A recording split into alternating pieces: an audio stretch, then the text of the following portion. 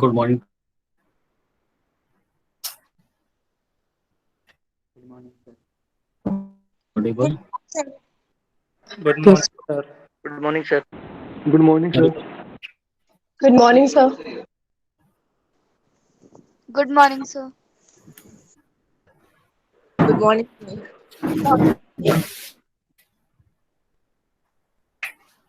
Good morning, morning, sir. sir. Good morning, sir. Okay, okay. So we have completed our first chapter. Only assignment is going to be submitted and quiz is going to be held. It's going to be held on 15th of May.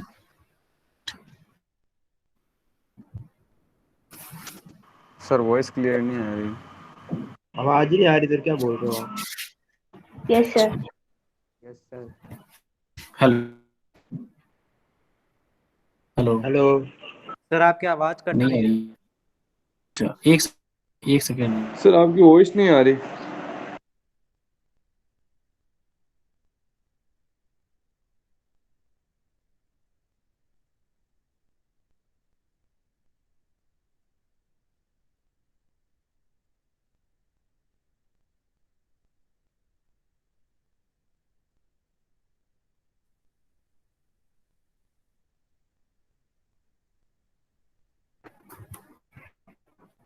Am I audible now? Yes sir. Voice is clear? Yes, yes sir. Sir. Yes sir. Yes. Yes, sir. Okay, okay, okay. So we have quiz on online quiz 13th of May। on which date? Tomorrow, right? Yes sir. Okay, the timing most probably it will be after 4.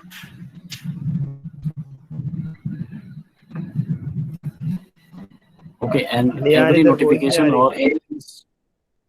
any notification or any instruction will be provided on the Google Classroom, not on the WhatsApp group or quiz. So you have to check frequently on Google Classroom tomorrow. Okay, so let's start with the second unit. That is, first chapter is hydraulic pumps and second IC engine. So start with the hydraulic pumps, and we have the contents for today is introduction to pump, centrifugal pump, working principle, and work done. What is the working principle, and then we will derive a formula to calculate the work done by the pump. लेकिन ये किसके लिए होगा? Centrifugal pump के लिए होगा। Reciprocating pump को next lecture में देखेंगे। There are two pumps which are going is used in the industry as well as for domestic purpose.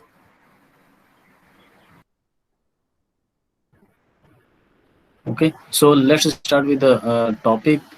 First is centrifugal pump and how the centrifugal pump is categorized in from the hydraulic pump. So the first point is hydraulic pump. What is the meaning of hydraulic pump? Which uses turbines which uses water to rotate the turbines. It is not turbine. It is not turbine. Do you have hydraulic pumps at your home? Do you have a hydraulic pump at your home? Yes sir. वो machine जो Yes, होती है sir. जो What is पानी। the okay? What is the purpose of hydraulic pump?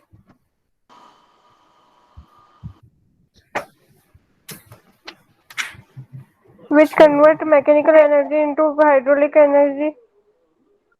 Yes, hydraulic energy. What is the meaning of hydraulic energy? The energy We that we have get from water. yes, right. But when we have discussed about energy, total energy, there was not any terms hydraulic energy. Why we are saying about hydraulic energy? But hydraulic energy can be a secondary form of the energy. But what is the primary form of that hydraulic energy? What will be the primary source of this hydraulic energy? हम लोगों ने hydraulic energy नहीं देखा था total energy में, thermodynamics में। Total energy में मैंने वहां पे सारी एनर्जी की बात की थी, बट हाइड्रोलिक एनर्जी की बात नहीं की। वो हाइड्रोलिक एनर्जी का कुछ और भी नाम हो सकता होगा शायद उसमें से। वो कौन सी कैटेगरी आ रही थी उस हाइड्रोलिक एनर्जी से? यहाँ पे ध्यान से देखिए, मैंने लिखा है hydraulic pump. It is hydraulic machine which converts mechanical energy into hydraulic energy. तो ये हाइड्रोलिक एनर्जी और ये यहाँ पे मैंने लिखा electrical energy, this is hydraulic energy. This is the primary form of energy, mechanical energy. Electrical energy is a secondary and hydraulic energy is also secondary. So this secondary form of energy has come from, what is the meaning of hydraulic energy? देखिए pump क्या कर रहा है, पानी नीचे है, कहाँ पे है? ग्राउंड पे है। ग्राउंड से लेके आ रहा है आपके, सॉरी ग्राउंड के अंदर है, डीप ग्राउंड में है, उसको लेके आना है कहाँ पे? ग्राउंड पे। फिर ग्राउंड से लेके जाना है कुछ हाइट पर, ठीक है। तो आप ध्यान से देखिए कि क्या क्या चेंजेस हो रही हैं। हमने ऊपर लाया, वो कैसे ऊपर लेके आए वो हम देखेंगे। पंप के अंदर प्रेशर एनर्जी कैसे कैसे चेंज हो रही है, pressure energy. That pressure energy also once again it is secondary form of energy. Ground पे आ गया, ग्राउंड पे आपके पास है मोटर और पंप। सेम है या डिफरेंट है? Motor and pump are different और सेम?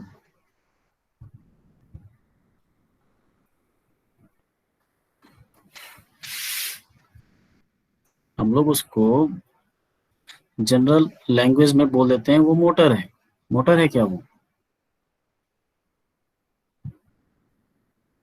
सर उसके अंदर लगी हुई मोटर है और एक्चुअली वो मोटर है, ठीक है। तो उसका एक कंपोनेंट है मोटर, उसको पूरा मोटर नहीं है, उसका एक कंपोनेंट है मोटर, ठीक है। तो मोटर क्या कर रहा है,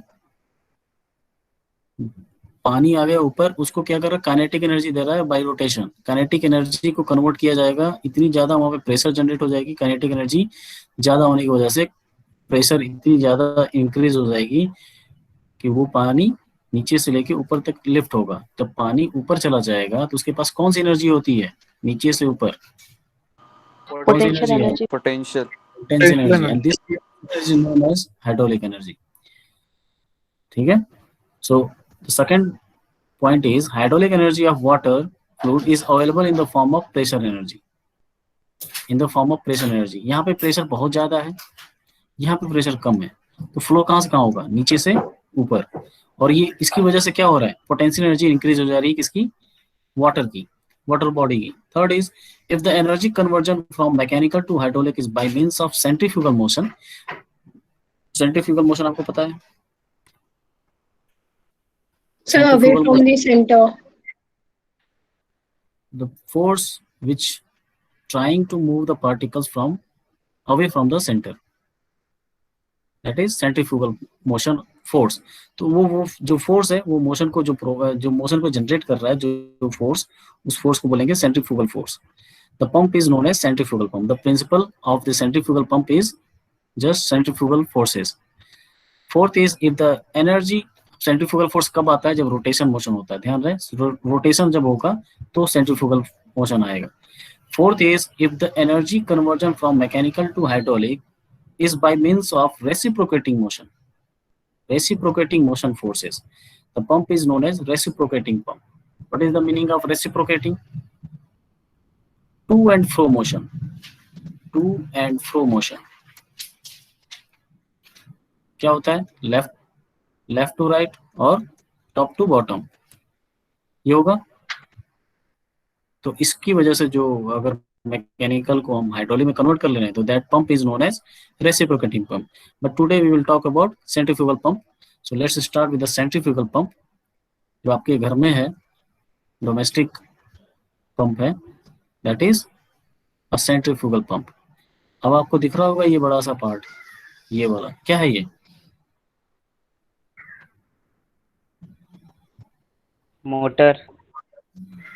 मोटर एग्जैक्टली। पंप का जो मेन पार्ट है, जो पंप जहाँ पे काम कर रहा है, वो ये पार्ट है।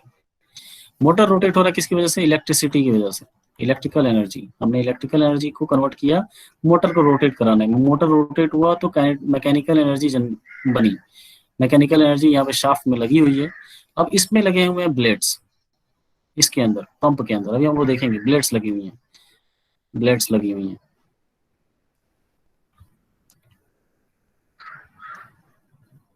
ब्लेड्स लगी हुई हैं। तो जब रोटेट हो रहा है तो इसके साथ जब वाटर पार्टिकल जाएगा तो वो भी रोटेट होगा बहुत हाई स्पीड पे, वो भी रोटेट होगा तो प्रेशर यहाँ पे इंक्रीज होगी, उस समय वॉल्व बंद रहेगा, प्रेशर इंक्रीज होती जाएगी, इंक्रीज होती जाएगी। तो जैसे ऐसे प्रेशर जहाँ पे ये वॉल्व खुल जाए, तो जैसे ही वॉल्व खुलेगा पानी लिफ्ट हो जाएगा ऊपर।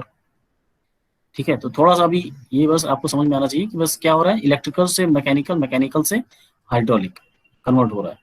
ठीक है, तो आप सेंट्रीफ्यूगल पंप में वही तीनों पॉइंट्स फिर से रिपीट कर सकते हो, फोर्थ पॉइंट को छोड़ के। ये जो हमने 4 पॉइंट देखा है, ये फोर्थ पॉइंट किसके लिए है, रेसिप्रोकेटिंग पंप के लिए। बाकी तीनों पॉइंट आप जनरलाइज है, पहला, दूसरा और तीसरा किसके लिए हो जाएगा, सेंट्रीफ्यूगल पंप के लिए। First and second point is both are same for both pump, but third point is for centrifugal and fourth is for reciprocating. So you can write 1, 2 and 3 for centrifugal pump. Okay, the same points. जैसे यहाँ पे दिख रहा है आपको कि ये blades लगी हुई हैं, दिख रहा है आपको ब्लेड्स दिख रही है येलो कलर की, इसका मैंने कट सेक्शन दिख रहा है आपको। ये मोटर है, मोटर क्या कर रहा है, रोटेशन प्रोवाइड कर रहा है फ्रॉम इलेक्ट्रिसिटी, रोटेशन प्रोवाइड कर रहा है, इसकी वजह से ये ब्लेड्स रोटेट हो रही हैं, जो कि एक शाफ्ट के ऊपर ज्वाइंट है।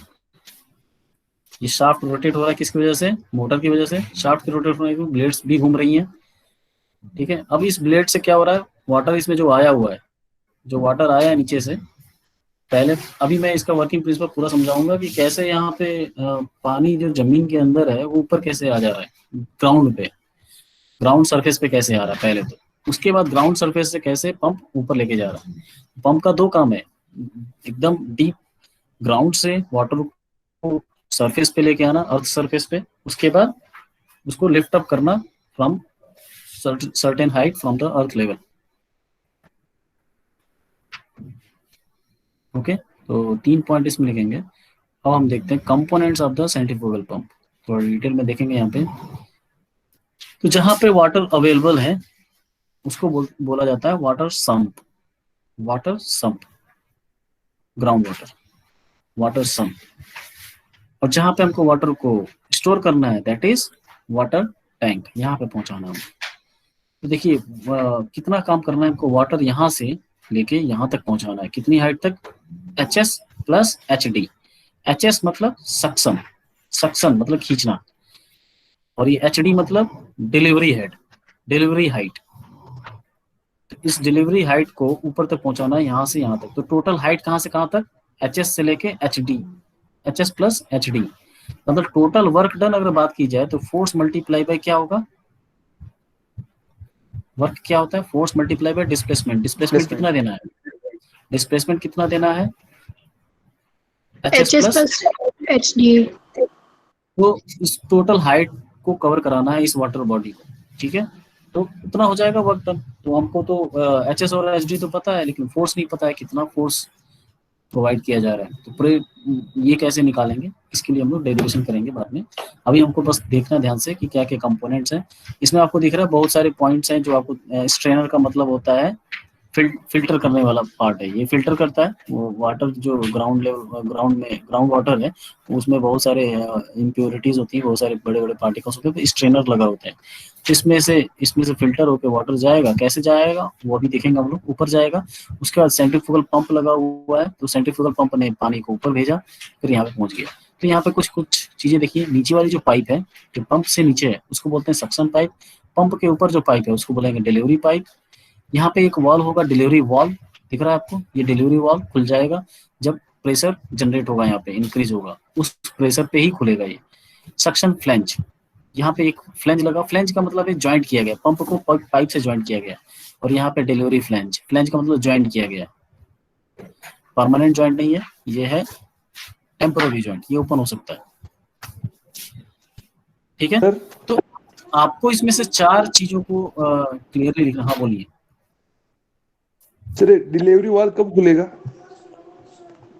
जब यहाँ का प्रेशर जैसे जैसे पंप रोटेट हो रहा है, यहाँ पे पानी इकट्ठा होता जा रहा है, पानी एक कंट्रोल वॉल्यूम में इंक्रीज होता जा रहा है, मास कंट्रोल वॉल्यूम में इंक्रीज होता जा रहा है, तो वहाँ पे प्रेशर इंक्रीज होता जाएगा, प्रेशर इंक्रीज होता जाएगा। वो प्रेशर इंक्रीज इतना तब तक होगा जब तक इसका वाल्व खुलेगा। जैसे ही खुलेगा, प्रेशर बहुत ज्यादा है, पानी ऊपर लिफ्ट हो जाएगा। ठीक है, तो इसमें चार मेन इंपॉर्टेंट पॉइंट्स हैं, कंपोनेंट्स हैं, impeller, casing, suction pipe and delivery pipe. Casing क्या है? केसिंग इसके आपको दिख रहा होगा कवर्ड। केसिंग का मतलब है कवर करना। तो पंप को जो कवर करने वाला जो कंपोनेंट्स है वो शीट मेटल के बने होते हैं, तो उससे जो कवर किया जा रहा है that is known as casing. तो केसिंग का क्या फंक्शन है? फ्रॉम इन्वायरमेंट, आपको पता है अंदर क्या जा रहा है, वाटर जा रहा है, तो वाटर है, और अगर बाहर से ऑक्सीजन बहुत ही एनॉर्मस, मतलब उसकी क्वांटिटी बहुत ज्यादा है और ऑक्सीजन अंदर जा रहा है, तो वाटर और ऑक्सीजन मिलकर क्या कर सकता है, बताओ? वाटर और ऑक्सीजन की अगर बोला जाता है ना कि अगर ये किस चीज से बना होगा मटेरियल, पंप, आपको क्या लगता है किससे बना होगा? स्टील का कोई एलॉय होगा, वो आयरन का कोई एलॉय होगा। आयरन है और वाटर है और ऑक्सीजन है, तो क्या होता है? Rusting, Rusting. rusting, Rusting. corrosion. तो उसको बचाने के लिए, और वो किस में हो सकता है? ब्लेड्स में अगर हो गया तो ब्लेड्स बहुत जल्दी खराब हो जाएंगे, और खराब होंगी तो पंप काम करना बंद कर देगा। आपको लगेगा बहुत सही चल रहा है पंप, लेकिन आपको पता नहीं चलेगा कि इस तरह के पंप से आपके इलेक्ट्रिसिटी बिल कितनी ज्यादा आ गई है। ठीक है, तो केसिंग का काम क्या है? To protect from the environment to the impeller, अंदर के जो पार्ट्स हैं उसको बचाने के लिए। तो ये सक्शन ये हो गया केसिंग। तो सक्शन पाइप क्या है? वाटर सम्प से पंप तक लाने के लिए जो पाइप लगी हुई है that is known as suction pipe. Delivery pipe क्या है? पंप से लेके ओवरहेड टैंक या वाटर टैंक या स्टोरेज टैंक तक पहुंचाने के लिए जो पाइप लगी है उसको बोलते हैं डिलीवरी पाइप। ये इंपॉर्टेंट है। इम्पेलर, इम्पेलर देखिए क्या है? Impeller, it is the rotating part of the pump consist of curve blades, दिख रहा है ये? Curve blades connected with the shaft which is connected with the electric motor। मतलब मैं एकदम लाइन टू लाइन लिखा मैंने कि मोटर है, मोटर से एक शाफ्ट जुड़ा होगा, शाफ्ट ये जुड़ते जुड़ते किससे जुड़ गया होगा? जिसपे ब्लेड्स लगी हुई हैं।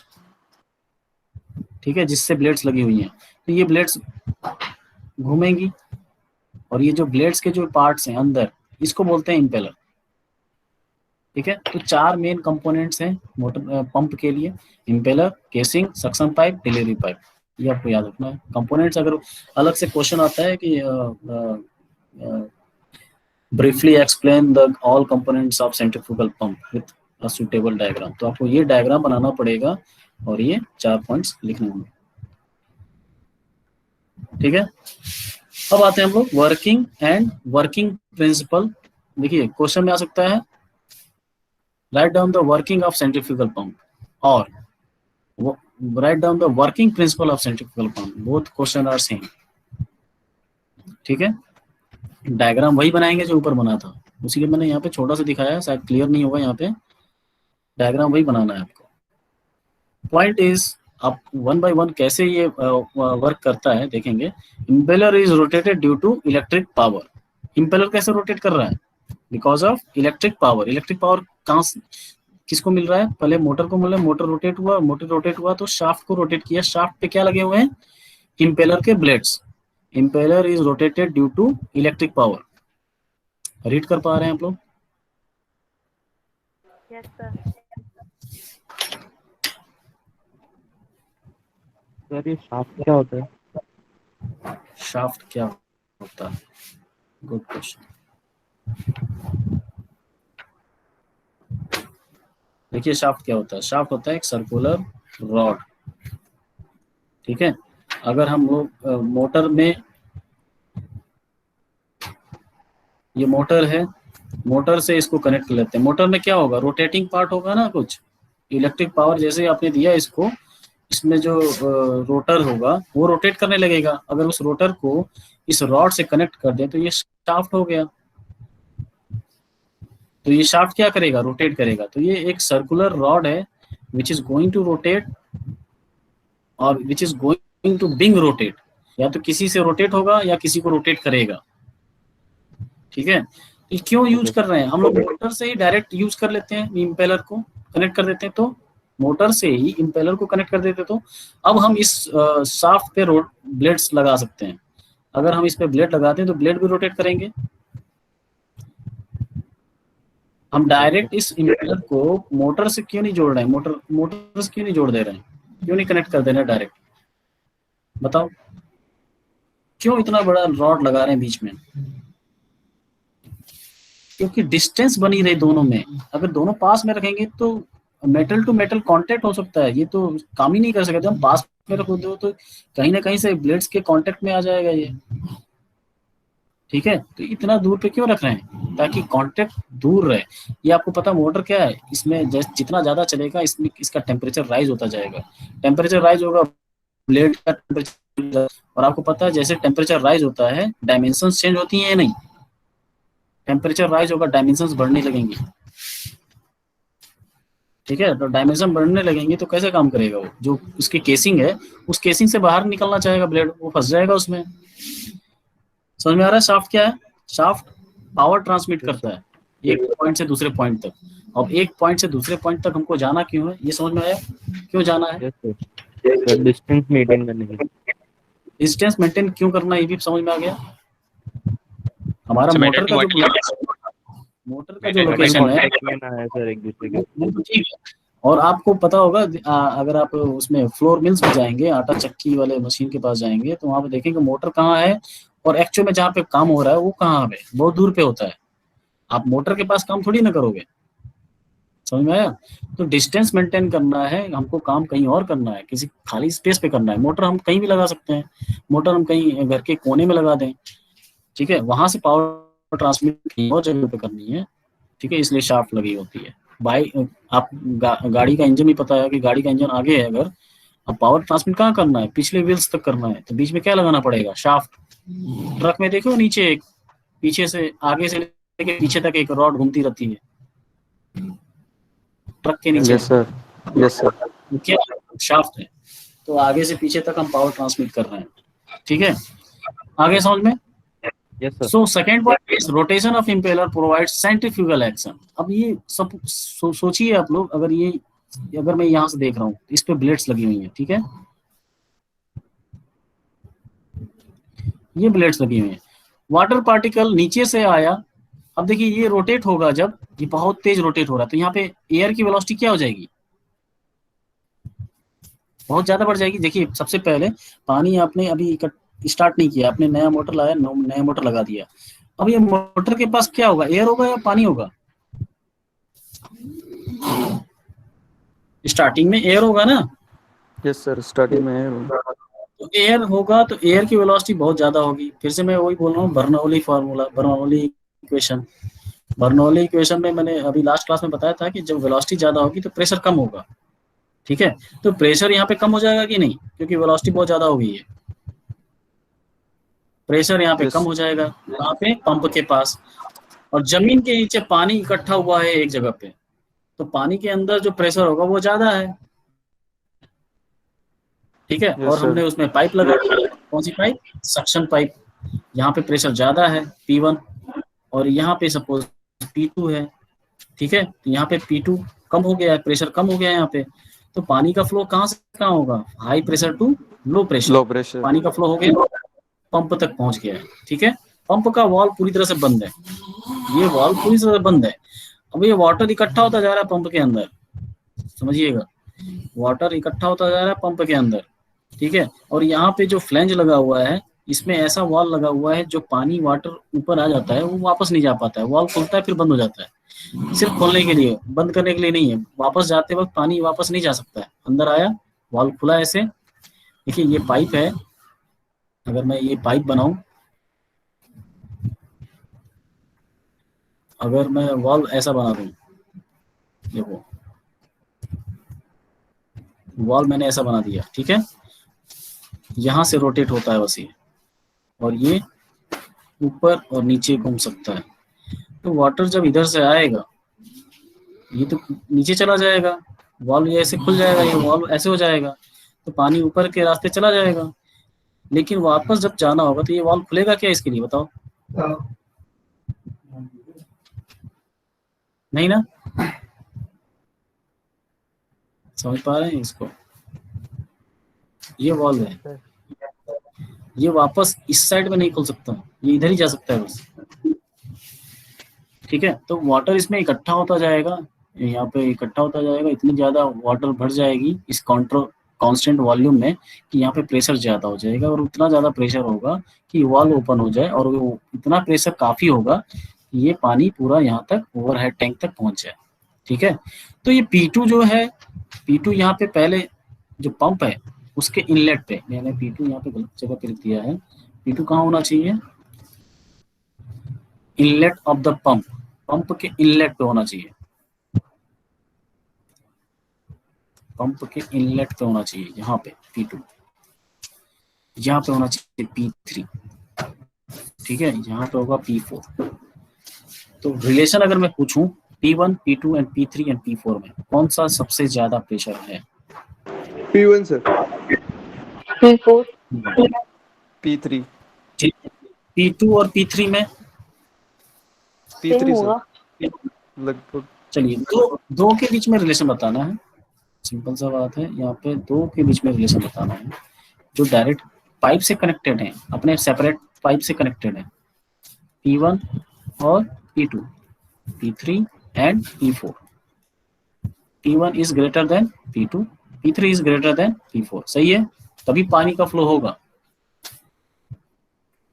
ठीक है, next point is due to centrifugal motion pressure at inlet of the pump decreased and hence water flows from sump to pump through suction pipe, pump तक पहुंच जाएगा।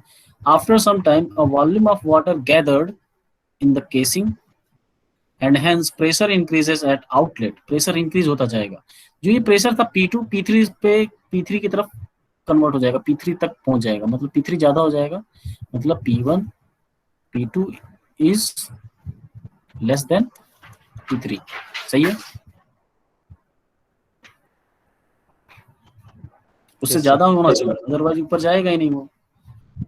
In the casing and hence pressure increases at outlet of the pump which causes flow of water from pump to storage tank through delivery pipe। तो जो हमने चार component पढ़ा है उसी का यूज कर रहे हैं हम, ठीक है, इसी इन चारों का यूज कर रहे हैं वर्किंग प्रिंसिपल में। ठीक है, this is all about the statement we are going to write for working principle of the pump. Next is we have to find out the work done by the pump, by the centrifugal pump, by centrifugal pump।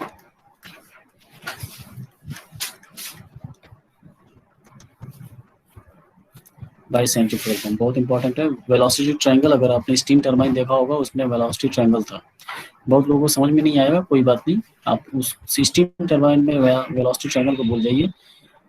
और कई student पूछ रहे थे कि assignment में क्या पूरा लिखना है क्या? पहली बात, छापना ही नहीं है, छापना नहीं है असाइनमेंट।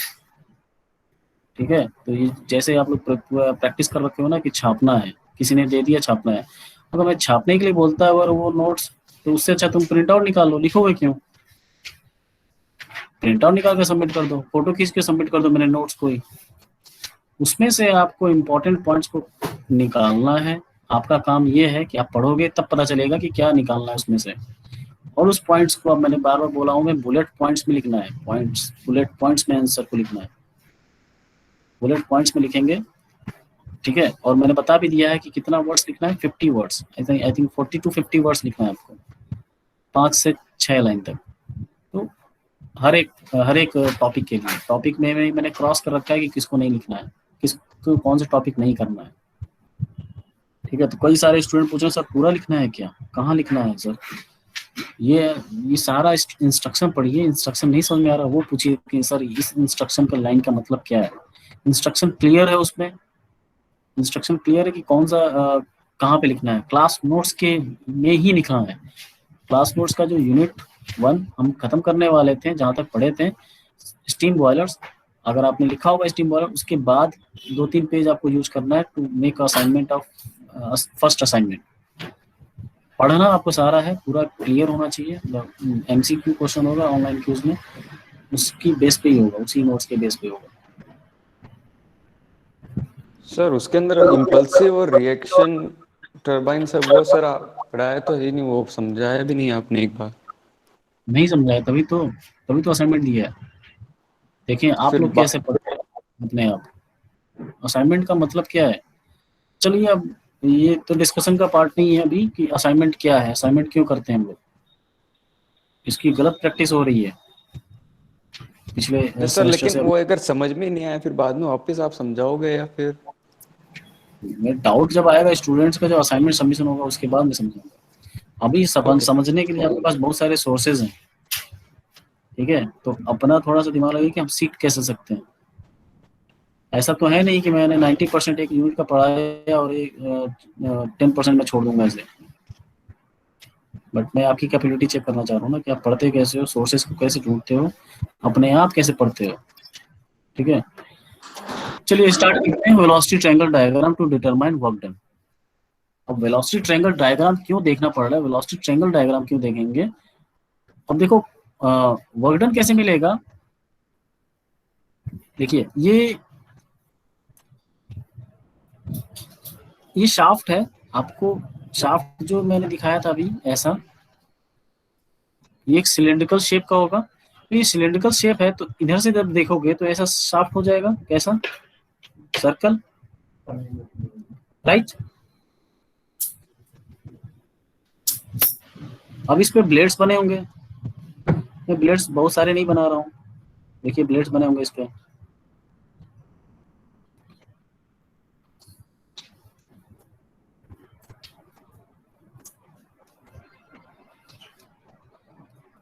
ठीक है, तो अगर वाटर इस पे, वाटर आ रहा है इसके ऊपर, ऐसे आएगा, वाटर आएगा तो इसको रोटेट करेगा, हाँ या ना? Yes sir. ठीक है, वाटर रोटेट करेगा, वाटर इसको रोटेट करेगा या वाटर को ये लेके आएगा इम्पेलर, बताओ। वाटर, पहले तो हवा होगी तो फिर सक्शन पंप से प्रेशर वहां से हाई प्रेशर से लो प्रेशर पे आएगा। तो वाटर आ रहा है कहाँ से? नीचे से, डिलीवरी पाइप से या सक्शन पाइप से? Suction pipe. सक्शन पाइप से। देखिए ये केसिंग है पूरी। जब जैसे ही ये रोटेट स्टार्ट, जैसे हमने इलेक्ट्रिक मोटर ऑन किया, ऑन करेंगे ये घूमने लगेगा, ये ठीक है, ये पूरी तरह से घूमने लगेगा इस डायरेक्शन में, इस डायरेक्शन में घूमेगा ये। तो घूमेगा तो यहाँ के जो एयर पार्टिकल्स हैं उनकी वेलोसिटी बहुत ज्यादा हो जाएगी, या फिर अगर हमने पंप को यूज कर लिया तो यहाँ पे पानी भरा होगा। आपको पता है जब भी हम लोग कई बार पंप यूज नहीं करते हैं कई दिनों तक, उसके बाद पंप काम नहीं करता है, ठीक है, तो हम लोग क्या करते हैं, ऊपर से उसमें पानी भरते हैं। तो अब देखेंगे उस प्रोसेस को क्या बोलते हैं, उसका एक टेक्निकल नाम भी है कि उस प्रोसेस को क्या कहते हैं हम लोग। तो यहाँ पे जैसे ही पानी है, पानी की वेलोसिटी क्या होगी, बहुत ज्यादा हो गई। जैसे मोटर हमने ऑन किया तो उस पानी के पार्टिकल्स की वेलोसिटी बहुत ज्यादा हो गई, तो उसका वहां पे प्रेशर क्या हो जाएगा, कम हो जाएगा, पानी यहाँ से ऊपर आएगा, ठीक है। तो एक्चुअल में जो पावर मिल रही है बिकॉज ऑफ द ब्लेड्स, ये ब्लेड्स घूमने की वजह से हो रही है। तो ये घूमने की वजह से कितना काइनेटिक एनर्जी जनरेट कर रहा है, जो उसको पोटेंशियल एनर्जी में कन्वर्ट कर दे रहा है to lift up the water from the sump to storage tank, ठीक है। तो एक्चुअल में जो पावर आ रही है because of the blades rotation. तो हम एक एक ब्लेड्स के बारे में देखेंगे कि ब्लेड्स से पावर कैसे मिल रही है। तो मैं एक डायग्राम बना रहा हूँ फिर से, आप लोग बनाना स्टार्ट कीजिए यहाँ से, आपको यहाँ से राइट अप करना है पूरा। Velocity diagram to determine work done by centrifugal pump, note कीजिए यहाँ पे।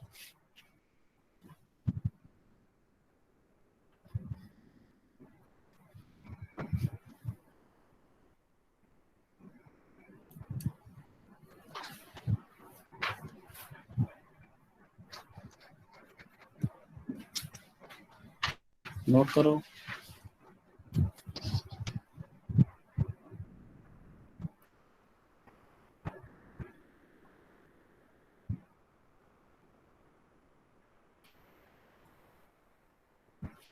हो गया नोट?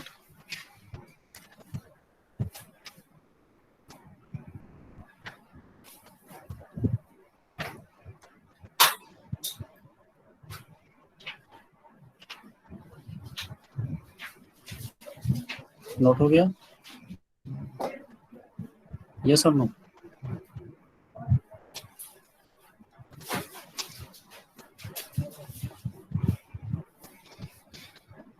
बोल नहीं रहे, बोलिए कोई। Yes sir. हो गया।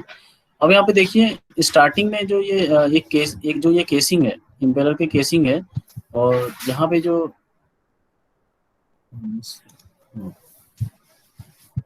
तो एक छोटा सा आपको दिख रहा होगा, ये रेडियस एक यहाँ से, this radius is known as R1 या फिर इंटरनल रेडियस, और ये है जो बाहर की तरफ है, ये दिस इज R2। ठीक है, इसमें डायग्राम बनाइए R1 और R2।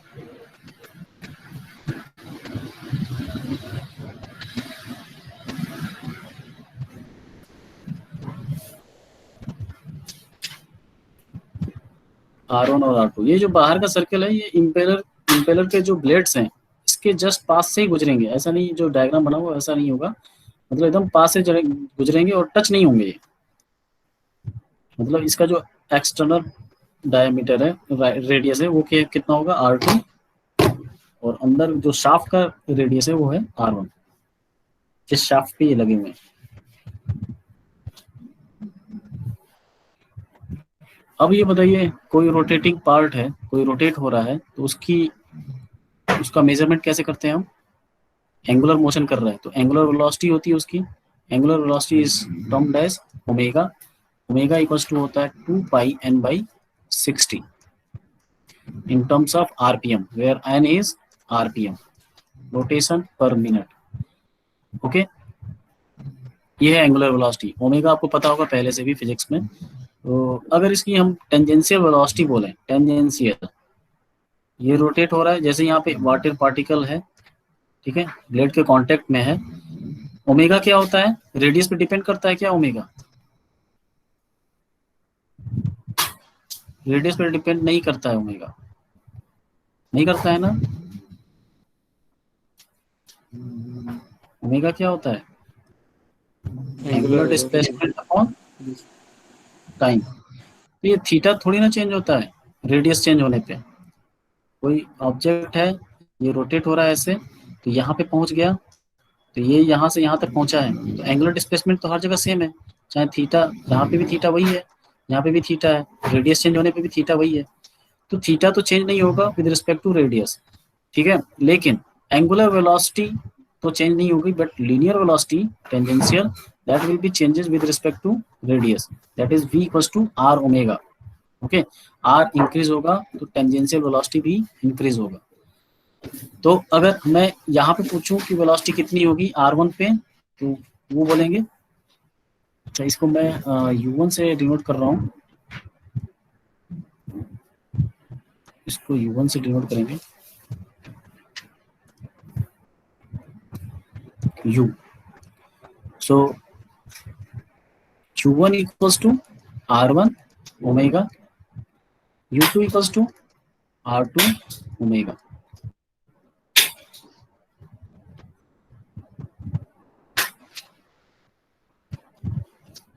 इक्वेशन नंबर 1 2 1 और 2, A एंड B, नोट कीजिएगा इसको, A and B, A and B।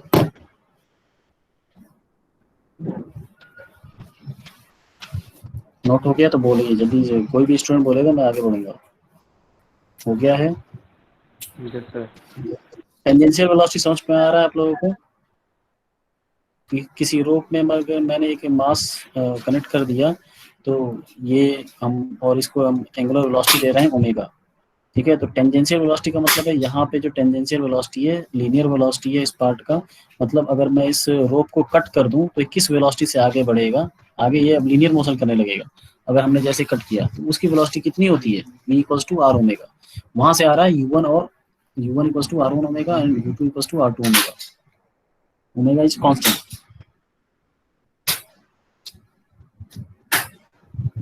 And n is omega equals to 2 pi n by 60, ठीक है। अब हम आगे देखेंगे कि ट्रायंगल कैसे बनेगा। ये हमारा ब्लेड्स है, ये ब्लेड है जिसके ऊपर वाटर आने वाला है, ठीक है, यहाँ पे वाटर आने वाला है। अब देखिए वाटर को कहाँ से आ रहा है, यहाँ से आ रहा है, वाटर आ रहा है यहाँ से, वाटर आ रहा है यहाँ से, तो इसकी वेलोसिटी है उस समय v1, वेलोसिटी है v1। अब हम लोग कुछ नोटेशन देख लेते हैं पहले, alpha beta are nozzle angle. Nozzle angle कुछ नहीं है, बस हमको ये देखना है कहाँ से वाटर आ रहा है, उसका angle with respect to horizontal कितना है, अल्फा है। ठीक है, पहले आप डायग्राम बनाइए, पहले डायग्राम बनाइए जल्दी से आप डायग्राम बनाइए रफली, बहुत ही रफली।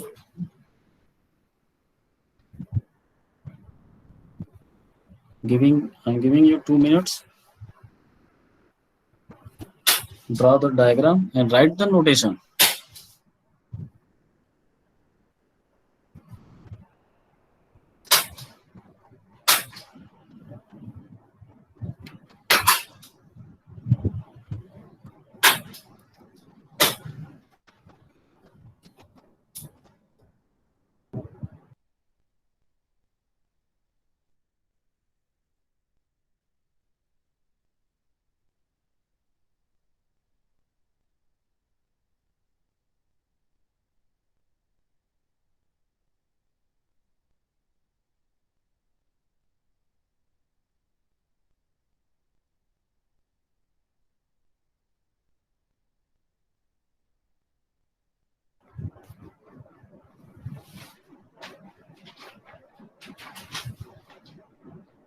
Please let me know when you have done.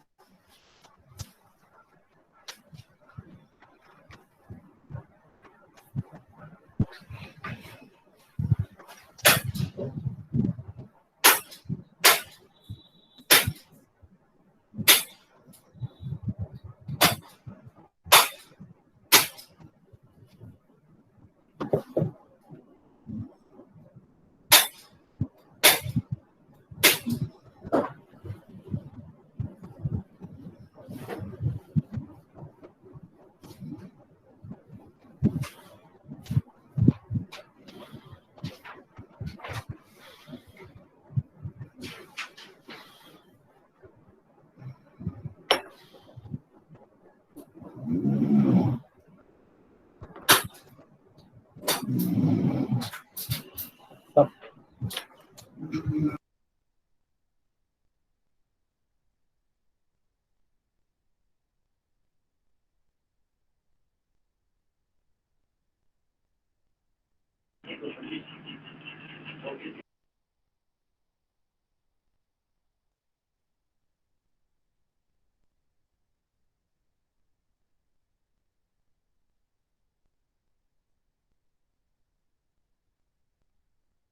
Who is Satyam Singh? Satyam Singh नहीं है, शैला छिपा। Yes sir. मीटिंग आप लेफ्ट कर रहे हो क्यों? सर वो नेटवर्क इशू की वजह से गलती मतलब हो जाती, फिर वापस इसलिए कनेक्ट कर। अच्छा, बीच में जो कॉल आते हैं अगर इम्पोर्टेंट कॉल्स नहीं होंगे तो उसको डिस्कनेक्ट कीजिए, ठीक है। कॉल्स अगर रिसीव करोगे तो ये मीटिंग भी लेफ्ट हो जाएगी, मैं बस बता रहा हूँ, मीटिंग लेफ्ट हो जाएगी कॉल रिसीव करोगे तो। और वैसे भी कॉल रिसीव करना अलाउ नहीं है ड्यूरिंग क्लास अगर इम्पोर्टेंट ना हो तो, ठीक है। नोट हो गया क्या? डायग्राम, ये जो रेड कलर का है वो है ब्लेड, ब्लेड पे हमारे पास वाटर आ रही है, कहाँ से?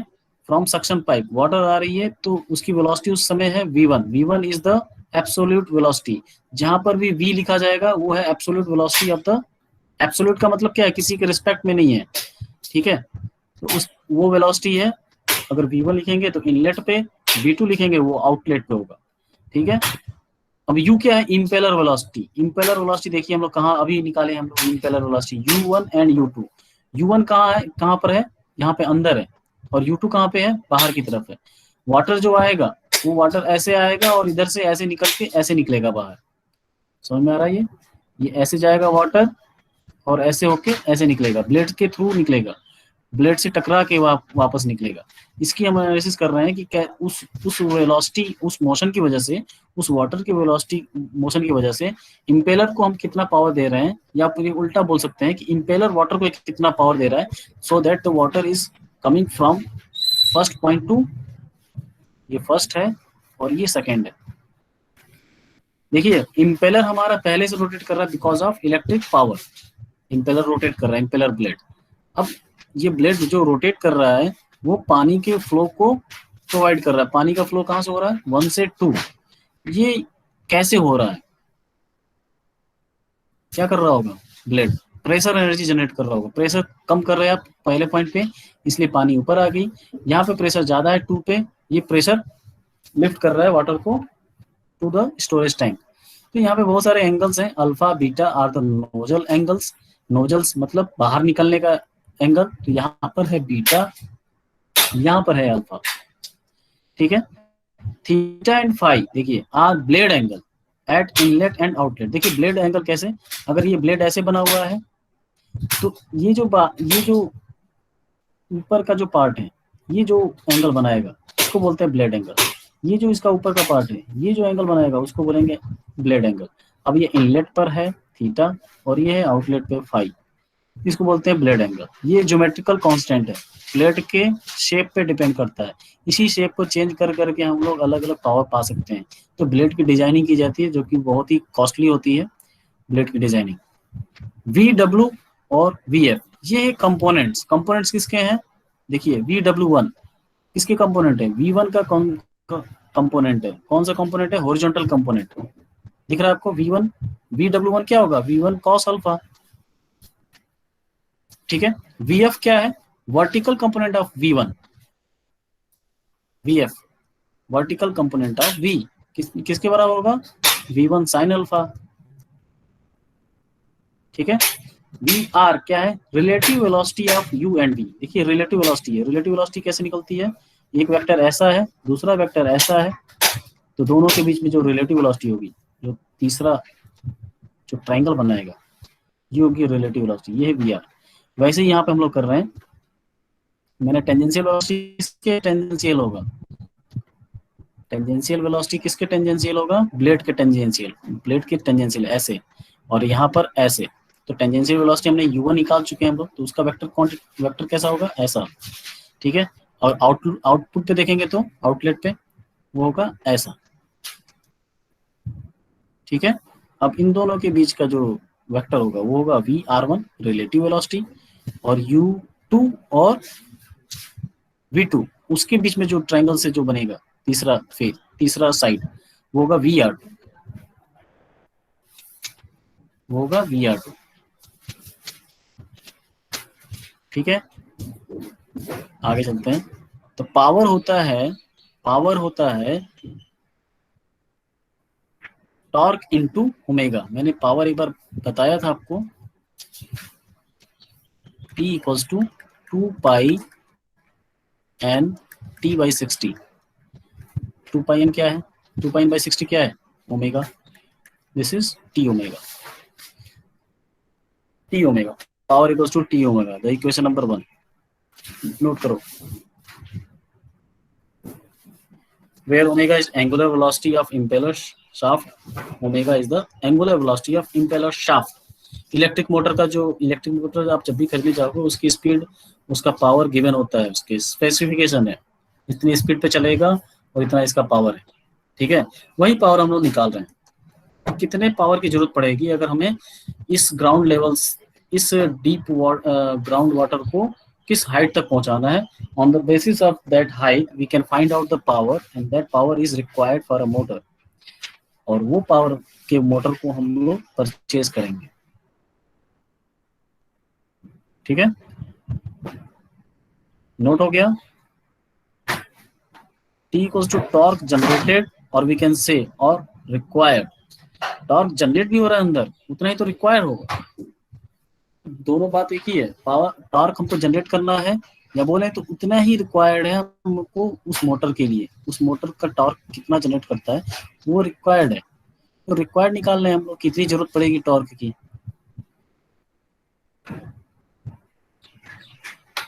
ठीक है। अब हम यूज करेंगे Newton second law. From Newton second law of motion. Newton second law क्या होता है बताएगा कोई? यहाँ पे गलत लिखा हुआ है। न्यूटन सेकेंड लॉ कौन बताएगा?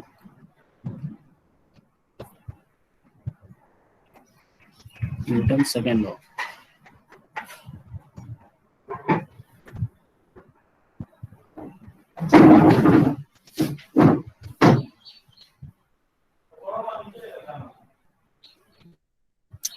सौरभ,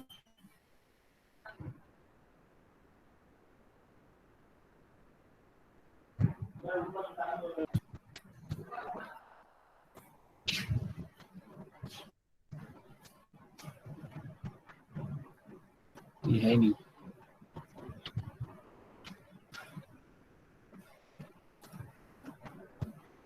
प्रेरणा,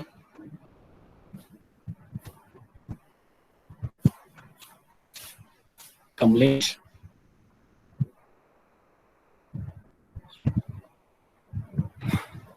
कमलेश, सही तो लिखा है। Newton second law. Rate of change of momentum is directly proportional to the force applied. To the force applied. ये गलत लिखा हुआ है क्या? Rate of change of angular momentum equals to torque. No sir. सही लिखा है ना? ठीक है। Rate of change of linear momentum dp upon dt equals to mass into acceleration, या फिर बोले फोर्स। ठीक है। तो अगर यहाँ पे मोमेंटम है लीनियर मोमेंटम, तो मैंने क्या कर दिया? Angular momentum. अब यहाँ पे लीनियर फोर्स है, तो यहाँ पे कर दिया linear, sorry, rotational force. Rotational force कोई बोलते हैं, रोटेशनल फोर्स कोई टॉर्क बोलते हैं। मतलब रोटेशन मोशन के लिए भी और लीनियर मोशन के लिए भी न्यूटन सेकंड लॉ लग सकता है। तो rate of change of angular momentum equals to torque. ठीक है। अब ये टॉर्क क्या होगा? D by D T of angular momentum at inlet minus angular momentum at outlet. This is the second equation, note करते जाइएगा।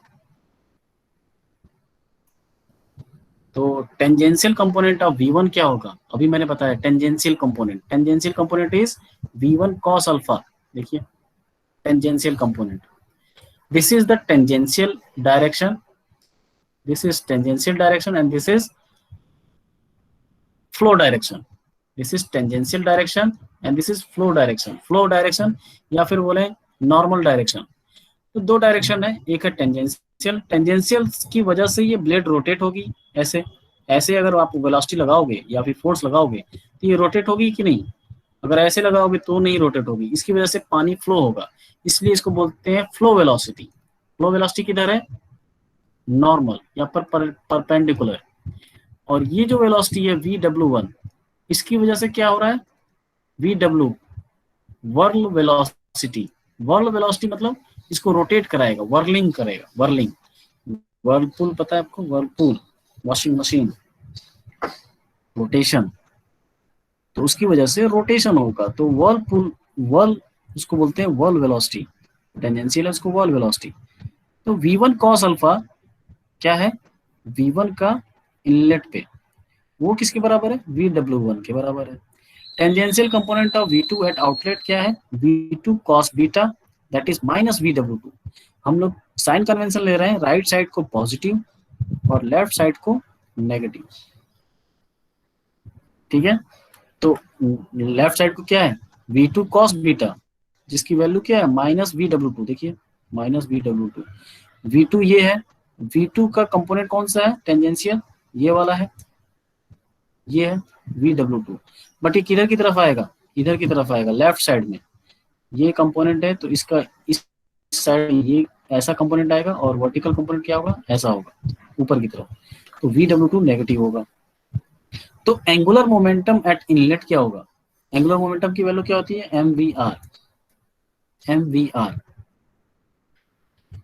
MVR। मास VW1 into R1। V2 क्या है? लेट पे। ठीक है। एंगुलर मोमेंटम एट आउटलेट क्या होता है?